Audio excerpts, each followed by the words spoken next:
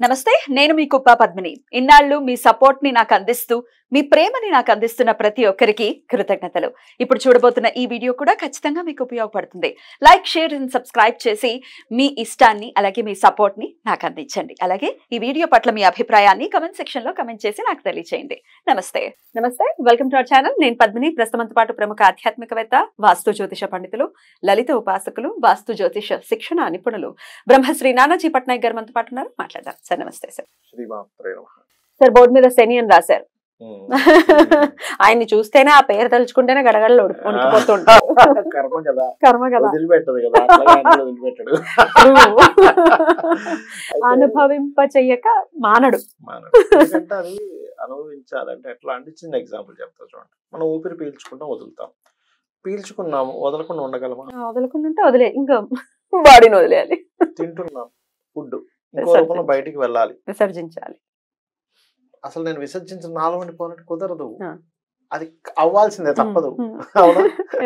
అట్లాగే కర్మ is equal to మనం ఊపిరి తీసుకున్న ఊపిరి మళ్ళీ వదలాల్సిందే అని ఎంత కరెక్టో, మనం అనుభవించింది అది మంచిది కావచ్చు, చెడు కావచ్చు, కంపల్సరీ మళ్ళీ దాన్ని అనుభవించవలసిందే. అది అసలు అది ఇంపాసిబుల్. అనుభవించకుండా ఉండడం అనేది ఇంపాసిబుల్. అయితే నువ్వు ఎలా అనుభవిస్తావు అనే దాని మీద ఉంటుంది. అంటే ఎలా అంటే, ఇప్పుడు చిన్న ఎగ్జాంపుల్ చెప్తా చూడండి. ఒక వ్యక్తి బాగా ఇబ్బంది పడాలి అంటే అట్లాగా జాబ్లో బాస్తో విపరీతమైన మాటలు, విపరీతమైనవి పడాలి. ఆయన ఏం చేశాడు అంటే, చిన్న ఎగ్జాంపుల్ చెప్తా చూడండి. పడుతున్నాడు, ఒక జాతకం గురించి చెప్తాను నేను మీకు. ఇది చాలా రోజుల క్రితం జరిగిన విషయం. 12th హౌస్లో శాటర్న్ నుండి పాడు చేస్తున్నాడు. 10th లార్డ్షిప్ వచ్చినటువంటి గ్రహం. అప్పుడు నేనేమన్నా అంటే, బాబు నువ్వు పని చేయి, నీకు దగ్గరలో ఆంజనేయ స్వామి ఆలయం కానీ, సుబ్రహ్మణ్యేశ్వర స్వామి ఆలయం కానీ, ఏదైనా శక్తి ఆలయాలు ఉన్నాయంటే, మా ఇంటి పక్కనే ఉంది సార్ ఆంజనేయ స్వామి ఆలయం. నేనేం చెప్పానంటే, నువ్వు ఒక తడి బట్ట తీసుకొని ఆ టెంపుల్లో రోజు కడగడం, తుడవడం చేస్తాను. నేను ఈరోజు సేవ చేసుకుంటానని చెప్పి తుడిసేసి వెళ్ళాను. అలాగే సార్ అన్నాడు. చక్కగా ఒక లుంగి లాంటిది కట్టుకున్నాడు, కూర్చొని తుడిచాడు. సాయంత్రం కల్లా ఏమైందంటే, ఆయన ఏమన్నాడంటే, సార్ చేశాను సార్, కానీ మోకాలు బాగా నొప్పులు వచ్చాయి, కర్మ పోయింది ఆ రూపంలో. అదేంటి సార్ పోయిందంటే, 10th house పాడవ్వాలి, 10th house is మోకాళ్ళు. ఆంజనేయ స్వామి టెంపుల్లోకి వెళ్ళి నువ్వు కోరి పనిష్మెంట్ తీసుకున్నావు, క్లియర్ అవుతాడు. కొన్ని రోజుల కల్లా ఏమైందంటే, ఇతను చేసే ప్రాజెక్ట్స్లో ఇతను కొంచెం శ్రద్ధగా చేసి ఆ బాస్తో తిట్లు తినేది, ఉద్యోగం పోతుంది అనుకున్నది కదా సార్, కొంచెం సెట్ అయిందామా, పర్లేదులే నేను చేస్తున్నాడు, నేను ఏం తీయక్కర్లేదు. అప్పటి వరకు ఎలా ఉండేదంటే, నేను ఎప్పుడు తీసేస్తారు ఇన్ని అంటే తుమ్మితో ఊడిపోయే ముక్కలా ఉంది ఆయన పరిస్థితి. అంటే నువ్వు కర్మ అనుభవించాలి, కానీ ఏదో రూపంలో అనుభవిస్తావు. ఒక గమ్యానికి వెళ్ళాలి. ఈ రూట్లో వెళ్తావా, ఈ రూట్లో వెళ్తావా, ఈ రూట్లో వెళ్తావా అంటే, నువ్వు వెళ్ళే రూట్ నువ్వు వెళ్తున్నావు ఖచ్చితంగా, కానీ ఆ రూట్ మారుతుంది. అక్కడ సుగమంగా ఉండాలి రూట్. అట్లా ఏంటంటే, మనం లాస్ట్ టైం చెప్పుకున్నాం, ఇక్కడ ఉన్నప్పుడే మనం మాట్లాడుకున్నాము. మకరంలో శని ఉన్నప్పుడు మనం మాట్లాడుకున్నాం. ఇప్పుడు ఏం చెప్పబోతున్నారు సార్? చెప్తాను. ఈ ఏఐ ద్వారా అనేకమైన రెవల్యూషన్స్ ఇస్తాడు కొమ్మల్లో ఉన్నప్పుడని. అయితే ఇక్కడ ఇంకొకటి కూడా ఉందండి. ఏంటంటే, ఇక్కడ నుంచి మీనంలోకి వెళ్ళబోతున్నాడు, తర్వాత మేషంలో నెక్స్ట్ ఇయర్ 3rd month లో వెళ్తాడు, అంటే మార్చ్ 29th వెళ్తాడు. అక్కడ నుంచి ఒక 5 years మీనం మేషంలో సంచరిస్తుంటాడు. ఈ 5 years అండ్ ఇందులోకి వెళ్ళిన కొంతకాలం వరకు కూడా ఇక్కడ జరిగే ఫలితాలు ఏంటంటే, ఇందులోకి వెళ్ళిన కొంతకాలం కూడా ఇప్పటికే మీరు యూట్యూబ్స్లోని కొన్ని మీరు ఈ 1 yearలో మీరు చేంజ్ చూశారు. ఎట్లాంటివి, కొన్ని బ్లాక్ మ్యాజిక్స్ విషయంలోని, కొంతమంది తాంత్రిక సంబంధించిన విషయాలు పెరిగాయి. గమనించండి మీరు యూట్యూబ్లో.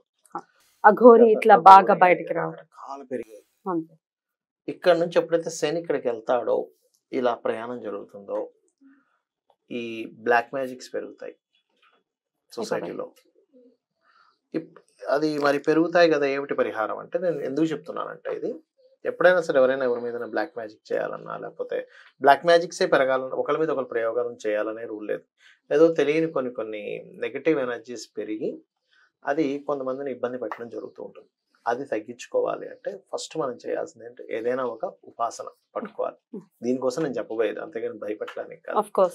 ఒక ఆంజనేయ స్వామి ఉపాసన రోజు ఉదయం సాయంత్రం హనుమాన్ చాలీసా చదవడం కానీ, లేకపోతే ఎవరైనా గురువుల దగ్గర హనుమత్ మంత్రం తీసుకోవడం కానీ చేయాలి. లేదా ఒక అమ్మవారిది, లేదా ఒక లలిత అమ్మవారు చదువుకోవడం, లేదండి నాకు సాత్విక దేవి దేవతలు కాకుండా నాకు ఉగ్ర రూపాలు ఇష్టం అంటారు కొంతమంది. వాళ్ళకి అది ఇష్టం. ఎందుకు అంటే పంచమ స్థానం వాళ్ళకి అగ్రెసివ్ ప్లానెట్ కనెక్ట్ అయి ఉంటుంది, వాళ్ళకి 5th హౌస్. అప్పుడు వాళ్ళకి ఉగ్ర రూపమే ఇష్టం ఉంటుంది, ఇష్టపడతారు, అమ్మవారు కూడా అలా కనెక్ట్ అవుతుంది, కనెక్ట్ అవుతారు. మార్స్ సాటర్న్ వచ్చాడు అనుకోండి, అక్కడ వాళ్ళకి ఖాళీ ఇష్టం ఉంటుంది. ఖాళీలోనే అమ్మని చూస్తారు వాళ్ళు.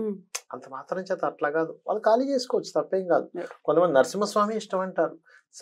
అదే విష్ణువు సాత్వికంగా ఉండేటువంటి విష్ణువు నరసింహస్వామి అవతారం అయితే నరసింహస్వామి ఇష్టం సార్, నేను నరసింహస్వామి చేసుకుంటాం, వాళ్ళు అదే చేసుకోవాలి. నరసింహస్వామిని మళ్ళీ ఉగ్ర రూపం అని అన్నారు ఈ తేబ్య మొహాలు. అవును, నరసింహస్వామి మాత్రం మామూలు రూపమే, వారాహి మాత్రమే ఉగ్ర రూపం. కొబ్బరి నూనె మొహాలు ఎప్పుడు మారతాయో తెలియదు. ఘోరమా? రైట్. అంటే ఎట్లా అంటే తల్లి ఎప్పుడు బిడ్డలకి ఎంత కోపంగా ఉన్నా తల్లి ఉగ్రరూపం ఎవరికంటే శత్రువు కోసం. అంటే ఒక కోడి పిల్లలకి ఒక ఏదో కుక్క ఏదో వచ్చింది బాగా అయిపోయి దాని ఎగురుతుంది, పిల్లలేం భయపడవు, పిల్లలు రక్షణగా ఫీల్ అవుతాయి. కరెక్ట్. మమ్మల్ని ప్రొటెక్ట్ చేయడానికి ఆ రూపం దాల్చింది అనుకుంటే, అట్లాగే ఉగ్ర రూపాలన్నీ కూడా మనల్ని ప్రొటెక్ట్ చేయడానికి ఆ అమ్మవారు ఆ రూపాలు దాల్చింది. బ్యూటిఫుల్. విధిశేఖర భారతి గారు కూడా ఈ మధ్య కాలంలో ఒక చిన్న ఇంటర్వ్యూలో ఆయన ఇదే చెప్పడం జరిగింది. మీ దృష్టికి వచ్చిందో లేదో, నండూరి శ్రీనివాస్ గారు ఇంటర్వ్యూ చేశారు. ఆయన అడిగారు ప్రత్యేకించి, ఇది ఒక చెంపపెట్టు చాలా మందికి ఇట్లా మాట్లాడే వాళ్ళకి. ఆయన అడిగారు ఇట్లా ఉగ్ర రూపాలను చేయొచ్చు అంటే, మీరు చెప్పిన ఎగ్జాంపులే స్వామివారు కూడా ఇవ్వటం జరిగింది. ఓకే, అంటే నా ఉద్దేశం ఏంటంటే, ఇప్పుడు ఇంకో చిన్న ఎగ్జాంపుల్ చెప్తాను, చెప్పండి సార్.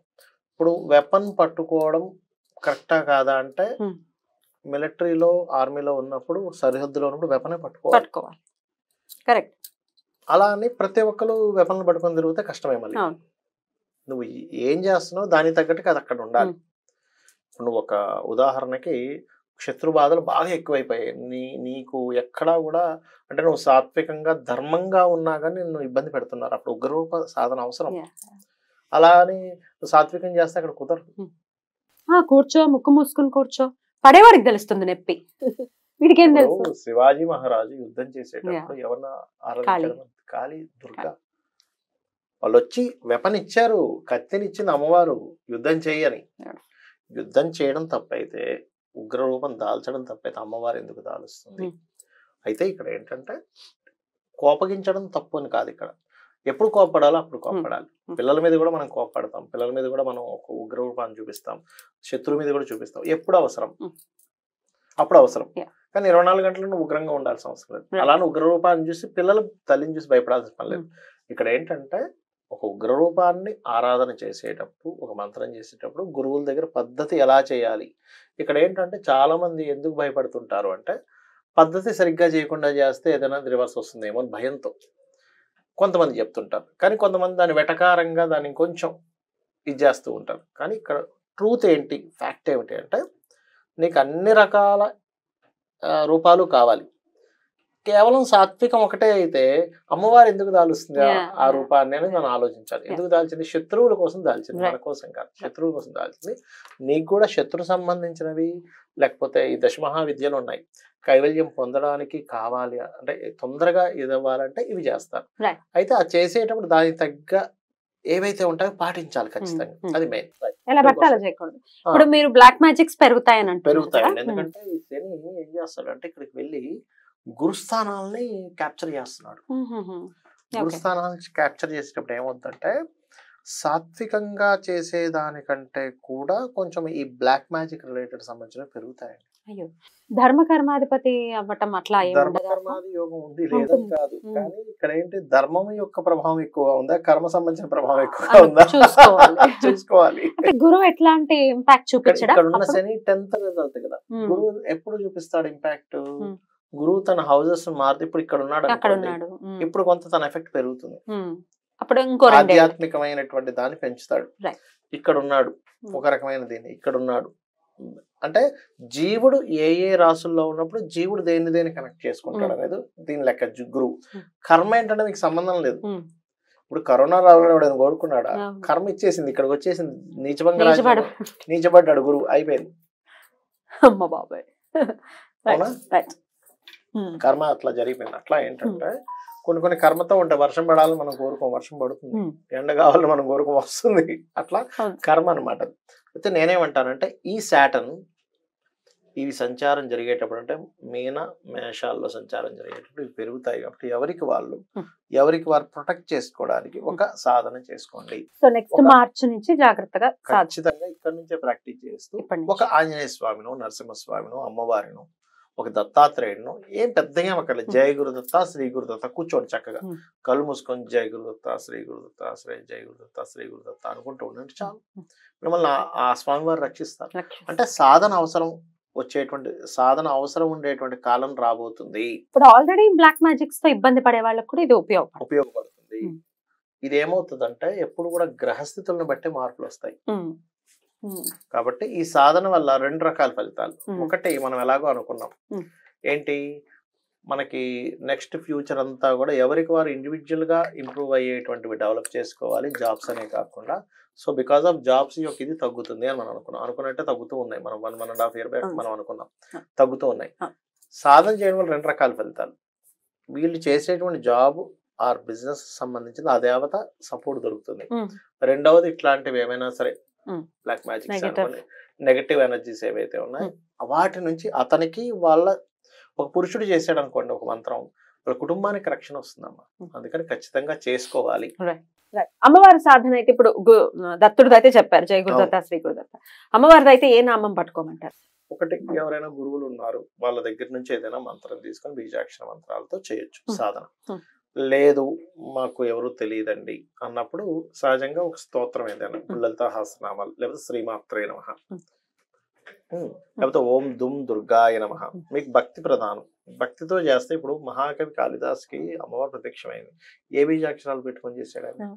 భక్తే కదా, ఆయనకి ఏం తెలియదు కూడా అసలు ఏ ఆసనం వేశాడు, ఏ బీజాక్షరం పెట్టాడు, ఏ ముద్రలు వేశాడు ఆయన, కేవలం ఒక నమ్మకం. అమ్మ నువ్వు లోపలికి వస్తావు, నాకు తెలిసి నేను తలిపేసి నువ్వు రాలేవు, నువ్వు నాకు ఇప్పుడు విద్య ఇస్తేనే నేను తలుపు తీస్తా అన్నాడు. ఎంత నమ్మకం అంటే ఆవిడ మాయ లోపలికి వచ్చేస్తాను కూడా తెలియదు, తలుపేసేసాను రాలేదు, నాకు విద్య ఇస్తే తలుపులు తీస్తా అంటే అరే ఇంత నమ్ముతున్నాడా అంటే తలుపేస్తే నేను బయట ఉండిపోతాను అనుకుంటున్నా. అంటే నేను మేషరాశికి కూడా ఏలినాటి శని స్టార్ట్ కాబోతోంది మార్చ్ నుంచి, కాబట్టి ఇప్పటి నుంచే జాగ్రత్త పడడం అనేది అవసరం. డిసెంబర్ వచ్చేస్తోంది. రైట్ సార్, చాలా బ్యూటిఫుల్ గా ఎక్స్ప్లెయిన్ చేశారు. కృతజ్ఞతలు సార్. నమస్తే. శ్రీమాత్రే నమః.